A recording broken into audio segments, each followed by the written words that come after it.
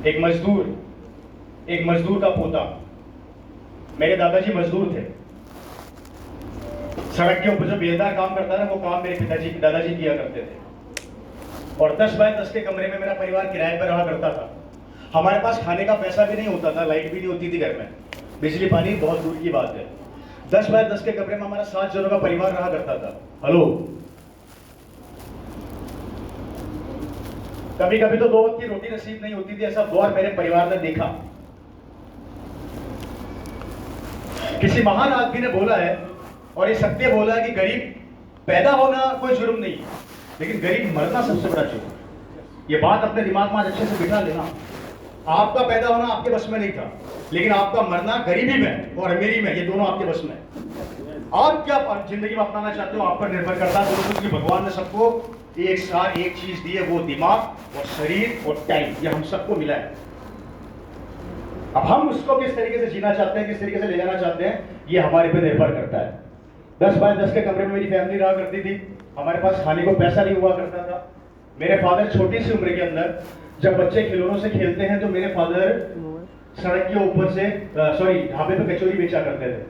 हमारे घर में चूल्हा जानते हैं, चूल्हा हुआ करता था। चूल्हे को जलाने के लिए भी हमारे पास लकड़ी नहीं होती थी, तो सड़क पर जो गाय गोबर कर देती थी, उस गोबर को इकट्ठा करके हमारे घर का चूल्हा जलता था। ये हालात थे हमारे।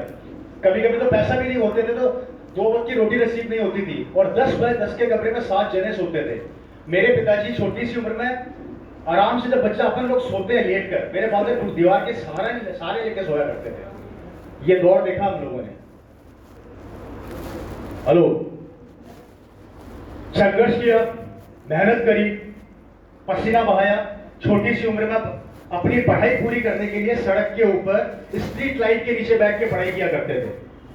हेलो, पढ़ाई करते गए, संघर्ष करते गए, कचौरी बेचते गए। उन्होंने अपना कॉलेज कंप्लीट किया। कॉलेज भी कंप्लीट किया तो इसी तरीके से किया। कॉलेज से जैसे ही मेरे फादर निकले, राजस्थान गवर्नमेंट को में उनको जॉब लग गई, और मेरे फादर सीधे राजस्थान गवर्नमेंट के अंदर जॉइंट डायरेक्टर बन गए, इक्वल टू IAS ऑफिसर। और सन 2000 में मेरे फादर की 1 महीने की सैलरी हुआ करती थी 25,000 रुपया महीना। कितना? सन 2000 में। खोल के रखो। एक मजदूर का बेटा ऑफिसर बन गया, सरकारी गाड़ी मिल गई, सरकारी बंगला मिल गया, नौकर मिल गए, शानदार जिंदगी चल रही थी। और सन 2000 में 25,000 सरकारी सैलरी बहुत हुआ करती थी। आज से कैलकुलेट करता हूं तो 2.5 से 3 लाख रुपए महीना होती है। हेलो, उसके बाद भी मेरे फादर जब ऑफिस से आया करते थे तो टीवी कम देखा करते थे। वो टीवी कम देखा करते थे, और वो हमेशा ये सोचा करते थे कि क्या हो गया भाई साहब, इतना गुस्से में क्यों देख रहे हो, कोई लफड़ा हो गया, क्या हो गया? बोला कान में उन्होंने,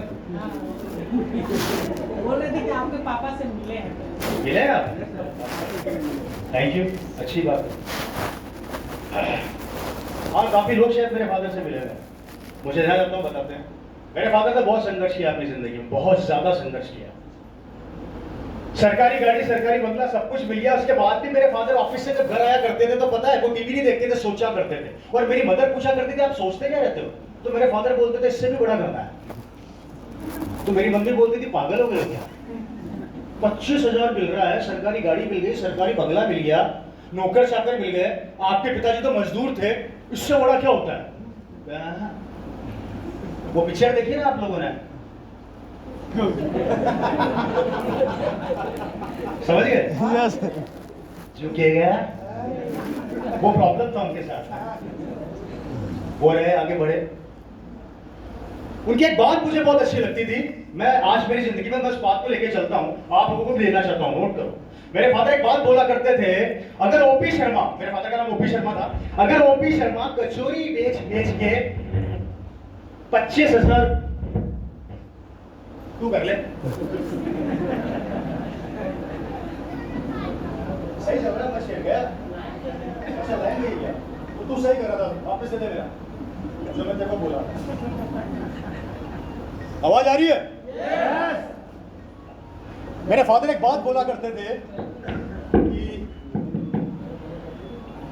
अगर मैं अपनी जिंदगी में कचौरी बेच के संघर्ष करते करते 25,000 रुपया महीना तक पहुंच सकता हूं, तो ये ओपी शर्मा 25 लाख भी कमा सकता है।